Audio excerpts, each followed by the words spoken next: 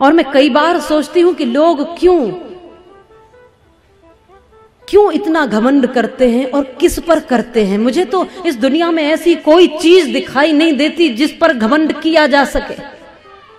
कोई एक वस्तु ऐसी बताओ जिस पर आप घमंड कर सकते हो।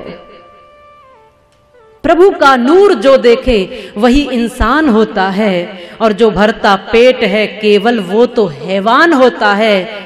जानता है कि मौत एक दिन मुंह के बल गिराएगी, न जाने फिर भी क्यों इंसान को अभिमान होता है। इस शरीर पर अभिमान करते हो तो कभी उन बुजुर्गों को देख लेना जिनकी कमर झुक गई है और जिनके चेहरे पर झुर्रियां पड़ गई हैं। कभी वो भी बड़े इतराते थे इस शरीर पर। यदि कभी अभिमान आए जवानी का तो बुढ़ापे को देख लेना। ये दुनिया खुली पड़ी है, आपका अभिमान थोड़े ही पल में चूर हो जाएगा। बल पर घमंड करते हो तो एक दिन के बुखार में पीले पड़ जाते हो। जरा सोचो उस समय बल कहां चला जाता है। लक्ष्मी पर अभिमान करते हो तो ये लक्ष्मी आज तक किसी की नहीं हुई भगवान विष्णु के सिवाय।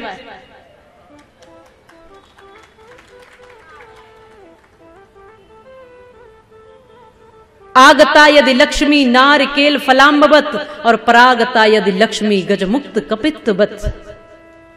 ये लक्ष्मी जब आती है तो कितने भी दरवाजे बंद कर लो फिर भी चली आती है, कहीं से भी बरस जाती है। नारिकेल फलाम्बवत। यहां महाराष्ट्र में तो नारियल के फल बहुत मिलते हैं, टटोल के भी देखो आप उनको। तो नारियल का फल कैसा होता है, एक गहरा सा जटाजूट, उसके ऊपर पत्थर किसी दीवार लगी हुई है और उसके भीतर भी किसी ने पानी डाल दिया। तो चिंतन करो, तुम कितने भी दरवाजे बंद करो, जब लक्ष्मी आती है तो दरवाजे बंद होने पर भी आ जाती है। इसलिए कहते हैं जब परमात्मा देता है तो छप्पर फाड़ के देता है, और अब छप्पर नहीं रहे तो छत फाड़ के भी दे देता है। जिस दिन घमंड अपने तू सर से उतार देगा, उस दिन तुझे विधाता अनमोल प्यार देगा। उसके सिवाय जग में दाता न और कोई, और देने पे जब वो आए तो बेसुमार देगा। पर जिस दिन घमंड अपने तू सर से उतार देगा। परागता यदि लक्ष्मी गजमुक्त कपित्तवत। यदि लक्ष्मी जाती है तो भी ऐसे समझ लो कि कैथ का फल, हाथी उसको साबुत निगल जाता है। कैथ का फल देखा होगा, हॉकी के गेंद के जैसा होता है। जब हाथी उसको निगलता है तो ऐसे ही निगल जाता है, और जब वो उसकी लींद के द्वारा निकलता है तो बिना टूटे, बिना फूटे, बिना चटके निकलता है। पर जब आप उसको तोड़कर देखोगे तो उसके पेट में भीतर ही भीतर उस फल का गूदा समाप्त हो जाता है। ऐसे ही लक्ष्मी जब जाती है तो कहीं से भी निकल जाती है। इस पर अभिमान करने की जरूरत नहीं है, इस पर अहंकार मत करो। ये किसी की नहीं हुई, क्योंकि अच्छे अच्छे लोग बैठे रह जाते हैं। जब नोटबंदी हुई तो सब बैठे रह गए। ये जब जाती है तो ऐसे ही जाती, किसी ने सोचा भी ना होगा। अकस्मात जब वो देता है तो भी छप्पर फाड़ के, और लेता है तो भी बिना बताए चुपचाप ले लेता है। और जो आने वाला और जाने वाला है, ऐसी वस्तु पर अभिमान क्या करना। आज है तो उसका सदुपयोग करो, और कल ना भी हो तो उसकी चिंता मत करो।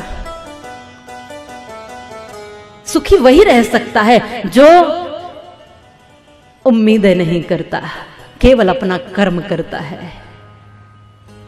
और यदि कभी अपने बल पर अहंकार हो तो हरियोद प्रसाद उपाध्याय, जो हिंदी के बड़े प्रसिद्ध कवि हुए हैं, उनकी कुछ पंक्तियां हैं। उन्होंने कहा है अपने आप को लेकर, स्वयं पर उन्होंने एक रचना की कि मैं घमंडों में भरा ऐठा हुआ, और एक दिन जो था मुडेरे पर खड़ा, एक दिन उड़ता हुआ, अचानक उड़ता हुआ, एक तिनका आंख में मेरी पड़ा।